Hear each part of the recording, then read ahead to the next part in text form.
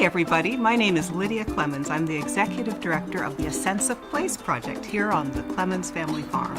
And for the past 6 episodes, we've been watching how we're making history and creating place at the Big Barn with our project partner, Elliot of Building Heritage. Hey Elliot. Hey Lydia, how's it going? Oh, it's going great, and I see a lot of work has been going on in the Big Barn. Yeah. You want to tell us a bit about what's going on today? Sure, yeah. So everything is set down on the new foundation and the new footings. You can see all the steel I-beams and cribbing are now out of here, and the rest of the concrete slab, except for the portion that we're saving, has been removed, and we're getting ready to do the kind of final prep for the new slab. Elliot, you took away our staircase. I just got to ask. I did. Why? Yeah. It wasn't ever going to meet code. I'm sorry. It was beautiful. It had some nice whitewash on it. And perhaps it could have another function somewhere else, but it wasn't ever going to be able to be your staircase here. This is one of the challenges of barn preservation work, is that there are a lot of nostalgic, sentimental pieces of the barn that for safety reasons, they gotta go. Exactly. But we'll make you some nice new ones. Okay, thank you. So, Elliot, we've also been, over the past 6 episodes, learning a lot about the barn through your special expertise as a barn preservation expert. However, we've also been discovering bit by bit that you are an artist and also an architect. You have an amazing history, not only your own academic and professional training, but also your family background. You want to share a little bit about that with us? Sure. Arthur Garfield Hayes, who was my great-grandfather, and he was senior legal counsel and one of the founding members of the ACLU. Hold it! ACLU. Continue. And so he was on such cases as Sacco and Vanzetti, the Scopes Monkey trial, some pretty big name cases in the 20s and 30s, into the 40s and 50s. He was one of the big opponents of Senator McCarthy during the McCarthy hearings. And his daughter, my grandmother, was a woman named Laura Hayes, who taught film editing and then was also a professional film editor as well. And she did a couple pretty well-known movies, a movie called Black Like Me in the 60s. Black Like Me.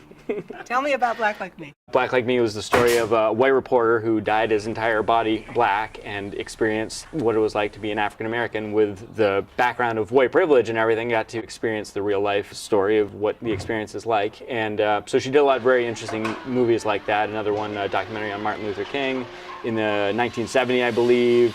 And yeah, it's just great memories of her just being a very compassionate woman, very understanding woman, appreciating diversity and culture and all those good things. In addition to your amazing family history, you've also got some great training as an artist and a little bit in architecture as well? Yeah. So I started out, did art for a long time ever since I was a kid and everything. Started out working for an architecture firm in Concord, New Hampshire, and thought I wanted to be an architect. Went to undergrad school for architecture and quickly realized that that wasn't actually what I wanted to do.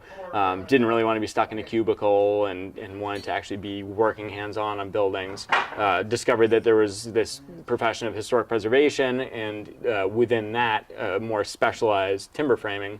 And so kind of combined that over the years, went to graduate school for historic preservation, and have kind of combined those different loves into what we as a company do now, which is preserving old barns and timber frame structures. Going back a minute to architecture, we had Zena Howard here about a month ago now. And she worked with us and about 40 artists and architects coming and going, who are all Vermonters, on thinking about the space for the Big Barn. And it was an amazing experience, I think.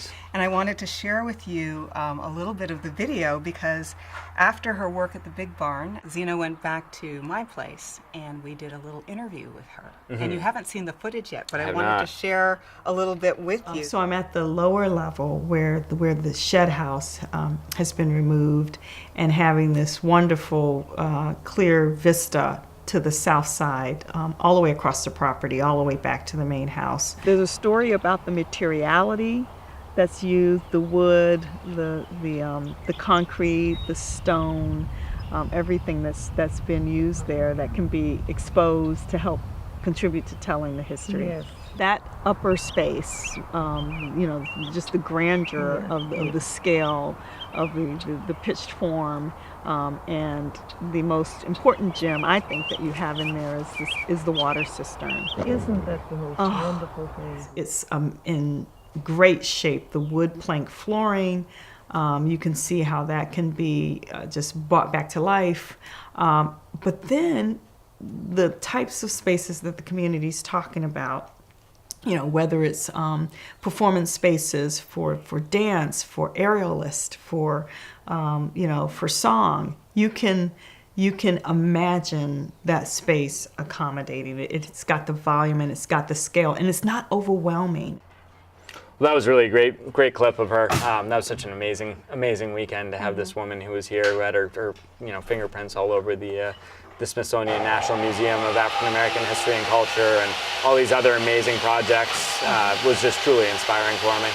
And talk about inspiring, Elliot. You too. You're channeling your great-grandfather who co-founded the ACLU, and your grandmother who made all these amazing documentaries about the civil rights movement, including Black Like Me. And here we are standing in an African American owned historic barn in Vermont. And we're making history, creating place. Creative placemaking and preservation work at the historic Big Barn are funded in part by a grant from Art Place America to foster community well-being through African American, African diaspora arts and culture programs, and by a grant from the Vermont Division of Barn Preservation to restore and enhance this historic structure for the public's enjoyment and appreciation of Vermont's heritage. This work is joyfully implemented by the A Sense of Place project partners at the Clemmons family farm.